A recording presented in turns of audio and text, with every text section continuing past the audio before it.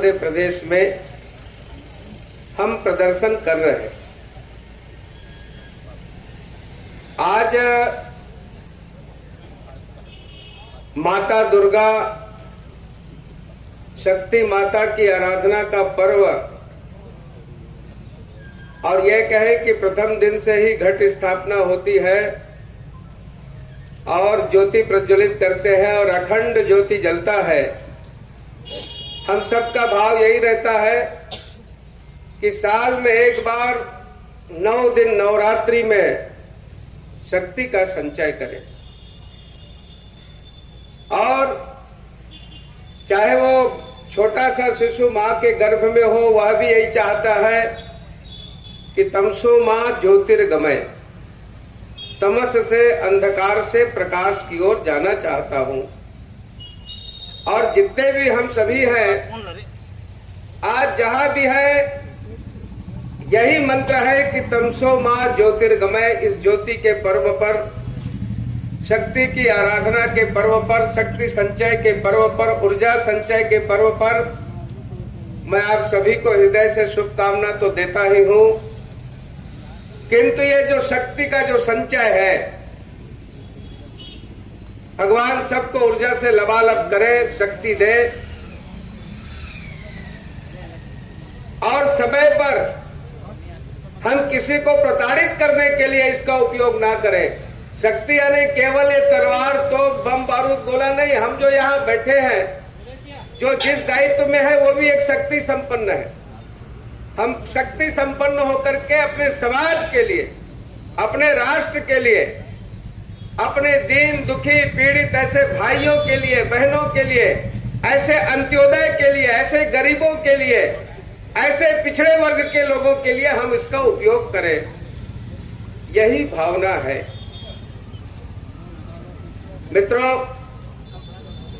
आज ऐसे पर्व में जाकर के और वहां जाकर के ऐसे समय में हमारे माननीय मुख्यमंत्री जी झूठ बोल करके आते हैं, ये बड़े आश्चर्य की बात। जितना बड़ा अमेरिका है इस विश्व के अंदर, भारत के अंदर उतना बड़ा उत्तर प्रदेश है। उसका संचालन इस प्रदेश के मुख्यमंत्री उत्तर प्रदेश के योगी आदित्यनाथ जी करते हैं। कहा उत्तर प्रदेश, और भूपेश जी सीख देने गए थे। योगी आदित्यनाथ को सिखा रहे हो, जो हमेशा आभामय, भगवामय, त्याग के प्रतीक, जिनको न लेना न देना, जिन्होंने अपना सर्वस्व जीवन केवल उत्तर प्रदेश के लिए नहीं बल्कि इस राष्ट्र के लिए जिन्होंने समर्पित कर दिया है, आप उनको जाकर के वहां मार्गदर्शन करने जा रहे हैं।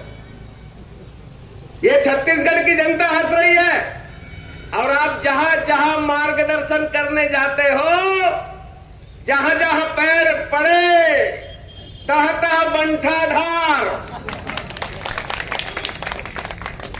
आप गए थे आसाम, आसाम में बंठाधार, पूरी प्रदेश कांग्रेस कमेटी आपकी आसाम में लगी थी, और मैं तो वहां कहा था अपने वर्जन में, ये छत्तीसगढ़ जहां जहां चुनाव होता है वहां एटीएम बन के जाता है। डालो पैसा निकालो। प्रियंका जी, राहुल जी के लिए ये कार्ड है, मेरे भी जेब में है, बैंक वाला कार्ड। जहां चुनाव है छत्तीसगढ़ का एटीएम डालो, निकालो। चुनाव है, एटीएम ए यानी आसाम साहब, अब ये यूटीएम बन के गए हैं उत्तर प्रदेश में भी साहब। ये क्या बताना चाहते हैं? गोबर खरीदने के लिए योगी जी को ये बता के वहां आए हैं कि मैं धान खरीदता हूं 2500 रुपए में। 2500 रुपए में इन्होंने धान खरीदी की बात ये वहां करके आए। भाइयों बहनों, ये 2500 रुपये में यदि धान खरीदते, मैं आपको बताना चाहता हूं, मेरे पास उसके पूरे आंकड़े हैं।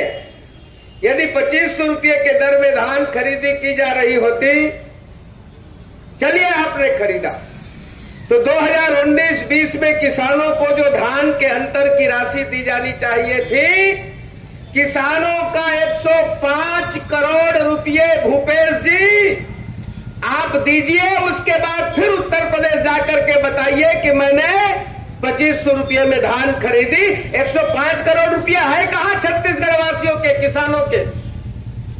ये मैं रिकॉर्ड सहित बात कर रहा हूं आपसे। एक नंबर की फरेब, एक नंबर की लबारी, एक नंबर की झूठा। ये कब गंगा जल उठा लेंगे, कब बछिया की पूछी पकड़ लेंगे, कब ये शकल गरम कर सकते हैं, केवल किस लिए? सत्ता के लिए।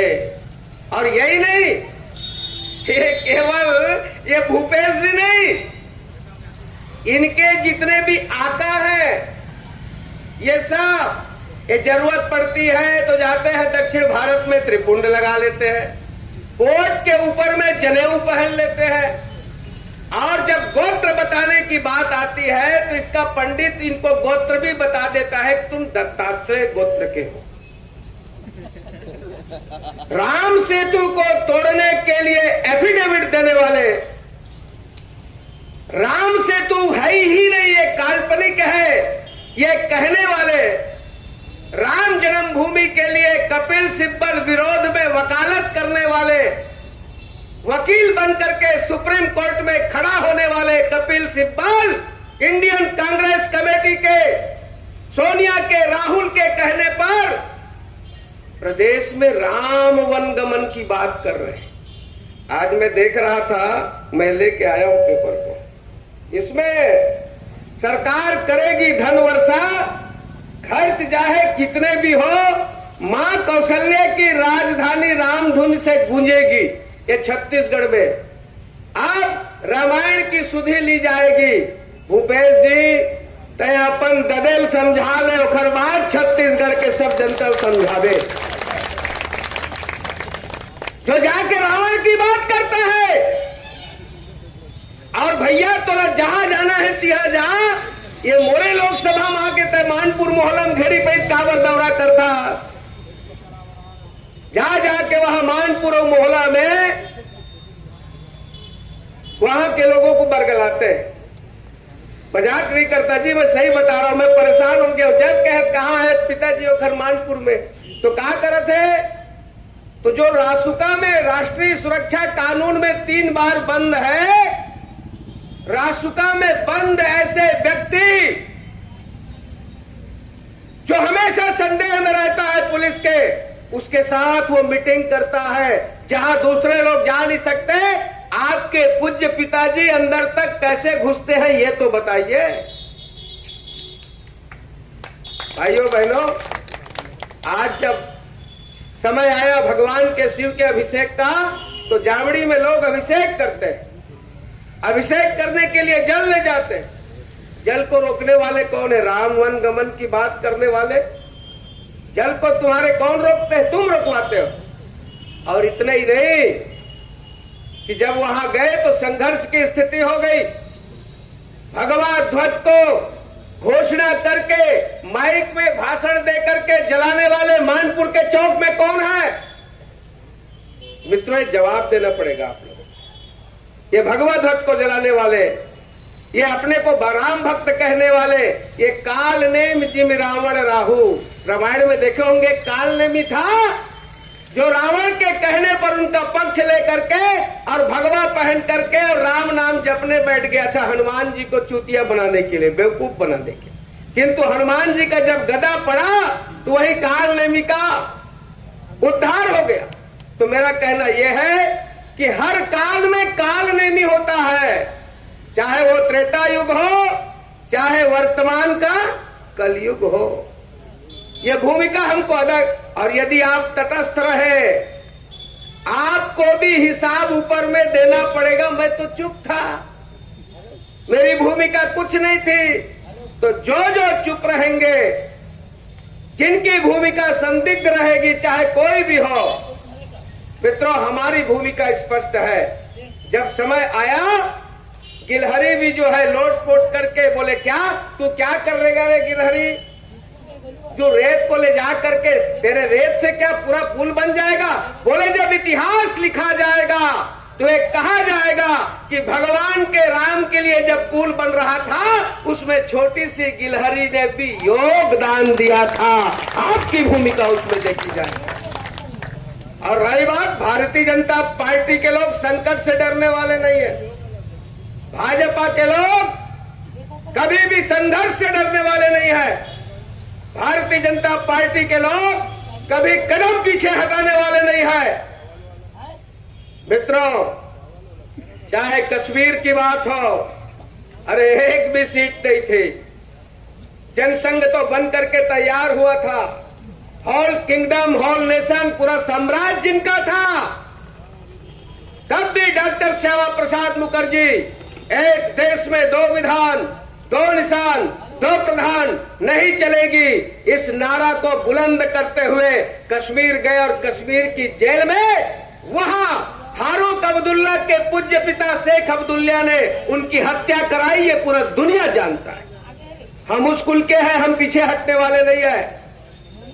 और यह भी मालूम होगा आपको कि बाद में राष्ट्रद्रोह के आरोप में शेख अब्दुल्ला अंदर थे। मित्रों, ये पूरा इतिहास पड़ा है।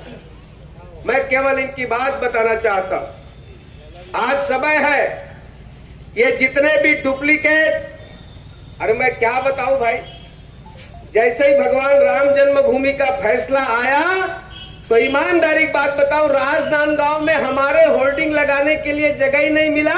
वहां के जितने कांग्रेसी थे सबका होर्डिंग पहले लग गया, जय श्री राम जय श्री राम। मजाक नहीं करता भाई, मैं वहां के वो अब महिला है बेचारी, मैं क्यों कहूँ, वो बन गए हैं पदाधिकारी है, उनका जगह जगह होर्डिंग लगा था, राम भक्त फलाने ये वो सब प्रकार। तो भैया आने वाले समय में उनको बताना पड़ेगा, ये राम भजने वाले मुंह में राम बगल में छुरी लेकर के चल रहे हैं। ये केवल राम का नाम लेंगे, ये केवल सबको भ्रमित करेंगे। मित्रों, ये समय है, जागरण की बेला है, ये ज्योति पर्व है। मेरा पूर्व वक्ता बहुत अच्छा बोल रहा था, यहाँ का अध्यक्ष भी जो है, बोले गांव के रद्दा सुधर नहीं सके, राम वन गमन की बात करत, तनखा बांटे पर पैसा नहीं है और पैसा बांटे की बात करत। तो ये जो है, ये जितना भरमाना चाहेंगे गांव के लोगों को बताने की जरूरत है। मैं खैरागढ़ में और पहले आया था, 7-6 महीने पहले की बात है, भवन में बैठक हुई और वहीं से एक बड़ा, और जब जब खैरागढ़ आता हूं तब तब एक नया हो जाता है। उसके बाद खूब पुतला दहन हुआ, घर में भी वहां लोग गए, थाली नगाड़ा खूब पीटे, मैं बोला था। और जब जब आता हूं तब तब उसको स्मरण करता हूं। और वही दिल्ली का प्रदर्शनकारी टिकाए छत्तीसगढ़ आया था और जिसका इन्होंने स्वागत किया, मुख्यमंत्री ने स्वागत किया। मित्रों, आज ये सिलगेर की बात करते हैं, आज ये लखीमपुर की बात करते हैं, लखीमपुर खीरी की। माननीय राहुल गांधी जी, आप आइए और यहाँ के हमारे सिलगेर को देखिए। यहाँ 50-50 लाख जाकर के दिए हैं उत्तर प्रदेश में।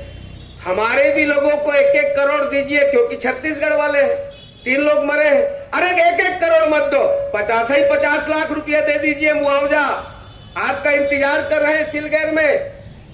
और यहाँ के जितने कांग्रेसी हैं, आप आएंगे तो बढ़िया बड़े बड़े विज्ञापन किस साइज का देना है वो लोग बिल्कुल कटआउट बना के रखे। आप एक बार आओ तो सही, किंतु आप आ ही नहीं रहे। एक बार कवर्धा आइए, कवर्धा आकर के वहां देखिए। आज आवश्यकता है मित्रों, किंतु ये जब बात करेंगे तो कहां की बात करेंगे? हाथरस की, भागलपुर की, ये लखीमपुर की बात करेंगे।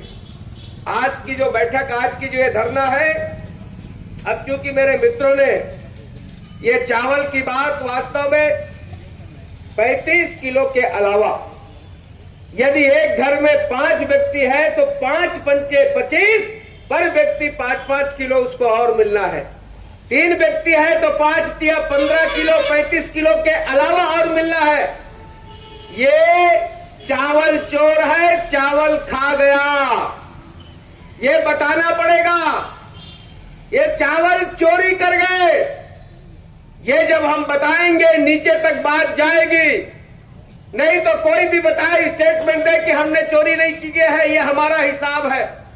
मैं आपको और बताऊं, मैंने चना भी तुलवाया है सोसाइटी में जाकर के। चावल के लिए गया था, मैं बोला भैया और चेक किया 2-3 शर्ट, उसमें चना को तौल दो, चना भी कम था। तो इस प्रकार से ये अनाज की चोरी में लगे। आज जनता को जानना आवश्यक है। कुछ प्रमुख बातें आप सबके विषय में आप सबको यहाँ रखना था, बताना था।